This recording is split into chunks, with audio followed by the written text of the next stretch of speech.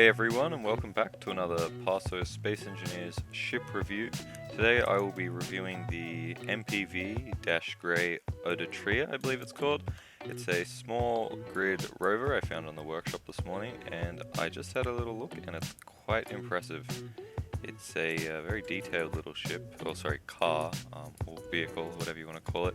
But yeah, so I'll just do an exterior look around real quick. So at the front here, you've sort of got like the bull bars, and that's done with the neon piping. As well as that, we've got some little spotlights at the top here, a camera here in the middle, two smaller headlights there. And we've also got a sort of like another little bull bar kind of thing made with the armor panels from the looks of it. And yeah, just alone, like just looking at this little front profile here, you can see there's a lot of detail, even as like little as the different sort of paint textures used on the different blocks. Yeah, I think it looks really cool. We've also got a lot of visibility at the front there, and I'm sure you can see that, and we'll look at that soon from the inside. On either side at the front, we've also got a spotlight here, which you can use to look around and light up certain areas. Seeing there is two seats, you can have someone else controlling them. I also do believe you can set them to just rotate or like focus on certain things in like their block settings. Moving on, you can see on the side here we've got some fancy sort of window work here using the armor panels on top of the windows to sort of create like some custom shapes there, so it looks pretty cool. Sort of got that like polygonal kind of shape to it there, very abstract sort of looking, so I think that's pretty cool. At the top here, you'll see as well, there's 4 windows that like act as like a bit of a skylight, so you do get some natural light in the cabin there. But then that's also good when you're driving around if you need to look up and see where the enemies are at. I'll move down here. You can see there's a little sort of step up, sort of like little ladder thing here. That's on the other side as well. And that's just connected with some little armor plates there, so that's pretty cool. And as well as that, we've got this little button panel here, which I'll show you when I go to do the walk around with the player character. And yeah, that's pretty cool there. You can do some pretty fancy things with that. Well, not really fancy, but I consider it to be fancy. As well as that here, we've got the, I believe it is the Wasteland tires here. I will check with the little welder in a minute. We've also got a little uranium fuel container, and this is on the other side as well, so you can load the reactor up from the outside, which makes it a lot easier than having to just find the individual reactor. Because smaller reactors only have one little sort of, well, they've got 2 entrance ports, but you're going to have to probably have one plugged in, so anyways, that's convenient. We've also got a little connector at the bottom here, and that's just got some little fancy things, got a little hydrogen engine tucked in there as well. And up here we also have a little sign that says MPV-GO, which isn't the name of the... Oh yeah, sorry, yeah, that stands for Gray Odatria, of course.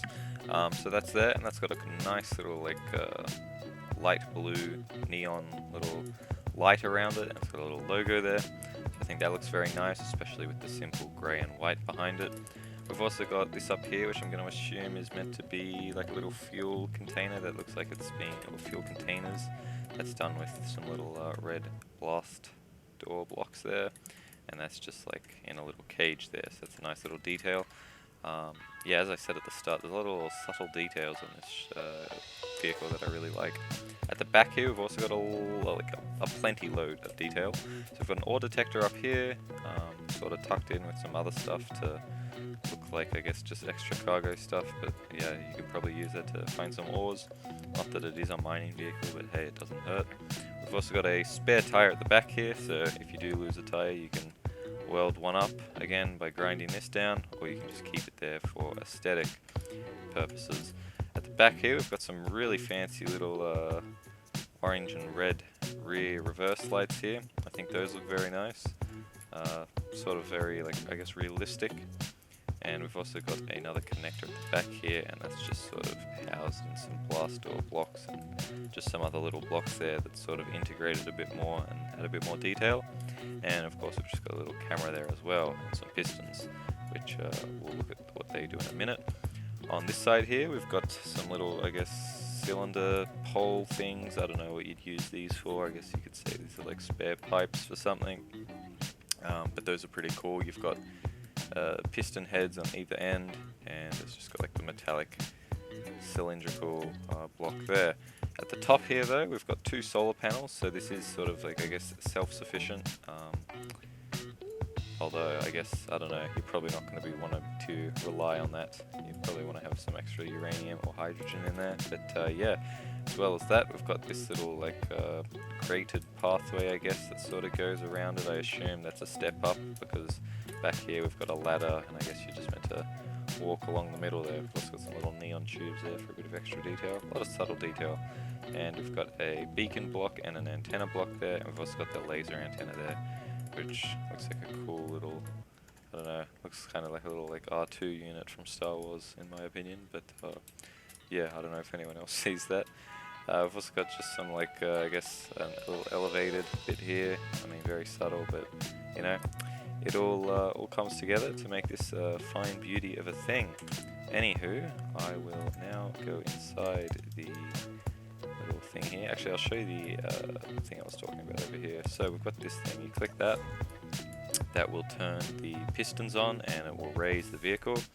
This is good for a few reasons. It'll let you get in here and I guess repair the, oh sorry, this is not a hydrogen engine, it's a warfare battery, unless this was, yeah, okay, sorry, that was where I was looking before. So yeah, you've got that there, and then you've got some batteries down here, so those are nice and tucked away. But yeah, if you do sort of hit a hill at a weird angle, I know that sometimes you can get some weird terrain, it might like damage stuff, so yeah, that's good. But that is housed with a lot of like blast door blocks there, so it shouldn't be too much of a problem. We've got some little cheeky hidden gyroscopes there, doesn't hurt.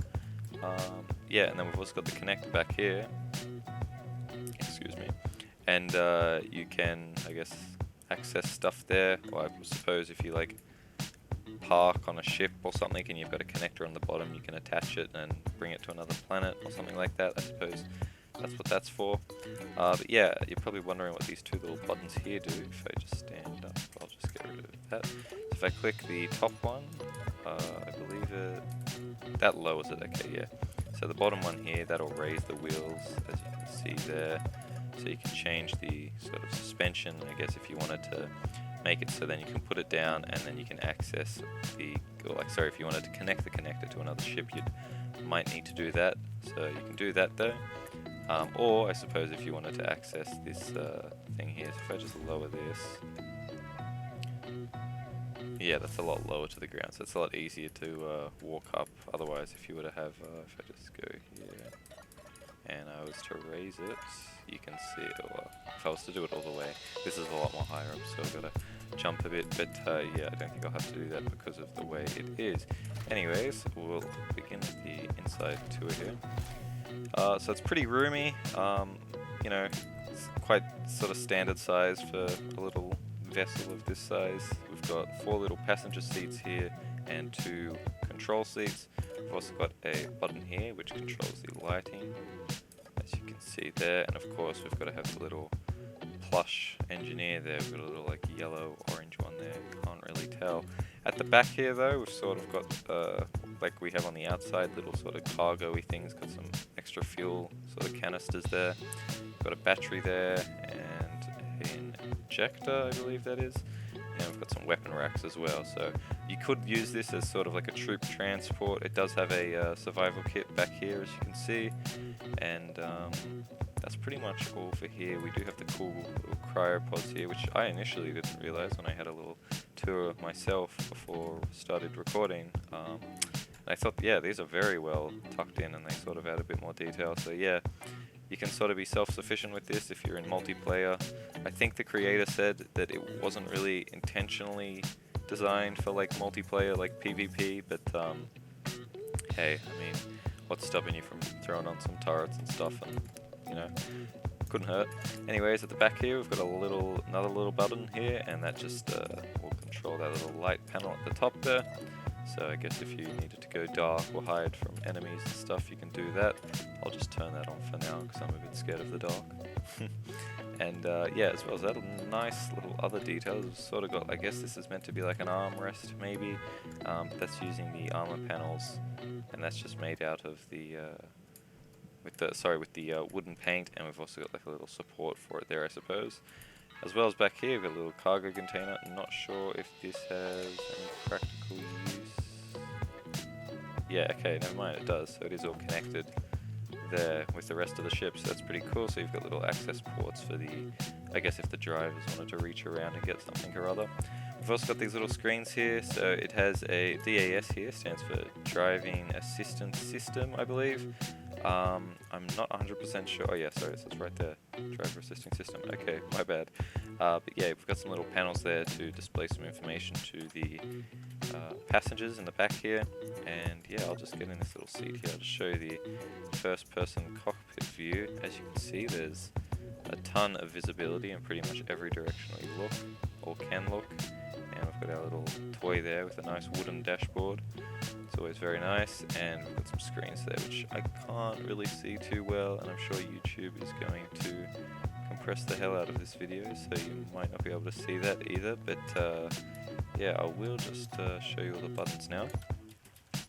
So number 1 is the front camera here, number 2 is the back camera, number 3 is the, I think, the right side with the spotlight. No, sorry, this is the left side. And number 4 is your right side there, so you can look around and stuff yourself. Number 5 here, we'll turn the little headlights on at the front there. In fact, I might just make it, nighttime, just so you can see that a little bit better. Where are we? Here we are. I don't know why it put me in the ground there. As you can see, this looks very nice at night as well with the neon lights there. But yeah, so we've got the headlights there, and if I just click this, I can show you without having to move the camera. If I click 6, we've got the headlights there, so you can turn all of those on. There you go, have a little rave. Number 7 and 8, I believe. Yeah, so that's the driver assisting program.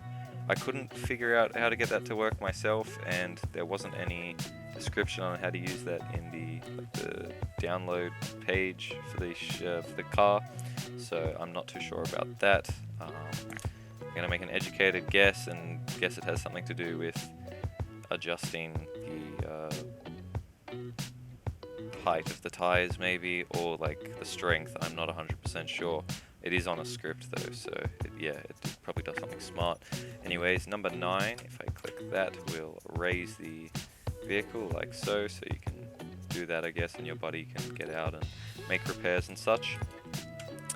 On our second page, number 1 is another front camera, number 2 is the bottom camera, number 3 is another back camera, number 4 and 5, I think, yeah, that's also the driver assisting program, so you've just got that on every page, I believe.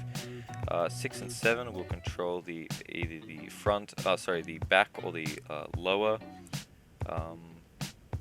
connectors there, so you've got that there, so you don't need to get out to lock onto stuff. And if I click 9 and 8, if I go into third person, don't know why, what is going on here? Okay, wait, F6, okay, that's what I wanted to do.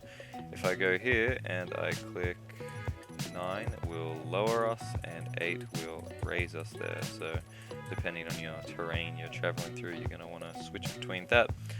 Page 3 here just essentially has all our sort of like power stuff. We've got a O2 generator, hydrogen engine, reactor, a uranium sorter, so I guess you can limit how much uranium you're chewing up while you're driving around, H2 tank, another battery, another oxygen generator, and 2 vents. So you can take this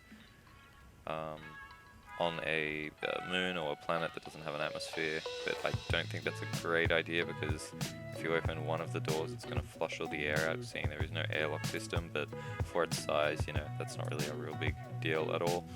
Number 1 there on the 4th page will control the ore detector, number 2 does the beacon, and then 3, 4 and 5 will all do different things with the antenna. You can raise the distance, lower it, or turn it off. And I take it that's the same for the laser antenna. Yeah, you've got some different things there to, I guess, tell you where to go, connect the coordinates and stuff like that. And I think that's all for the pages there. So what I might do now is just show you how it drives around. Not the best terrain. I probably should have had like a little like four-wheel driving course set up, but hey, I guess if I had to review another little car thing, I'll remember to do that maybe. But yeah, it handles pretty well, turns pretty quickly, doesn't really look like it's gonna flip either, so that's always good. And yeah, it doesn't really seem like the gyros are doing all that much. I think that's because the gyros are there for the driver assisting thing, and that's maybe what's stopping me from like flipping as easy. But yeah, if I show you the speed there, we can get up to 38 comfortably, and now we're sort of like taking a bit longer to accelerate, so that's pretty cool. If I put the brakes on, it's an almost immediate stop, and we can reverse back pretty quickly as well, and vice versa if we accelerate.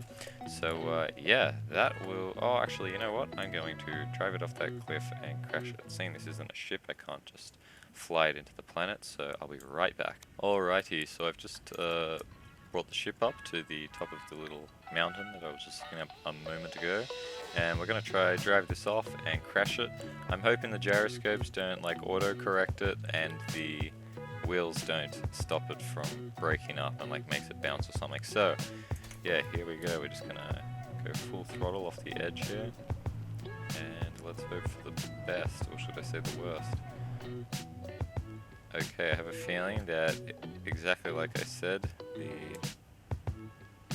no, maybe they're not. I'm not too sure. Okay, I have a feeling we're just gonna... oh, no, there we go. Okay, that's what we like.